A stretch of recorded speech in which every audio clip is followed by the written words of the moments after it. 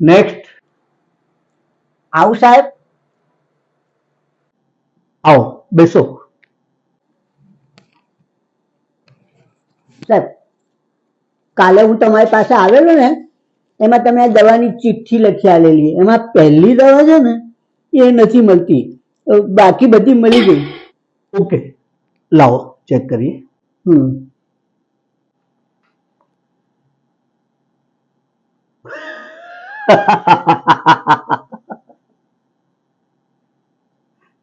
કાકા આ દવા નથી લખી, આ તો આ મારી પેન ચાલે છે કે નહીં એ ચેક કરવા મેં 2-3 લીટા કર્યા હતા. લીટા?